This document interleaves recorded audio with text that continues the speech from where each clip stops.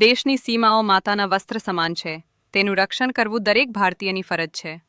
ભીષ્મ પિતામહ. નમસ્કાર દર્શક મિત્રો, સરહદ ન્યૂઝ ચેનલમાં આપનું સ્વાગત છે. હું અનિતા ગોસ્વામી. હવે જોઈએ સમાચાર વિસ્તારથી. વાવ-થરાદ જિલ્લાના ધરણીધર તાલુકાના સણવાલથી વજીયાસરા રોડ પર એક ગમખ્વાર અકસ્માતમાં બાઇક સવાર યુવકનું મોત થયું છે. અજાણ્યા વાહન ચાલકે બાઇકને ટક્કર મારી ફરાર થઈ ગયો હતો અને આ ઘટનામાં સણવાલ ગામના જયેશભાઈ અમરાભાઈ સુથારનું મૃત્યુ થયું છે. પ્રાપ્ત માહિતી મુજબ જયેશભાઈ સુથાર પોતાના બાઇક પર સણવાલ વજીયાસરા રોડ પરથી પસાર થઈ રહ્યા હતા. તે સમયે કોઈ અજાણ્યા વાહને તેમને બાઇકને જોરદાર ટક્કર મારી હતી. ટક્કર એટલી પ્રચંડ હતી કે બાઇક અને જયેશભાઈ બંને રોડની બાજુમાં આવેલી ઊંડી અને કાંટાળી ઝાડીઓમાં ફંગોળાઈ ગયા હતા.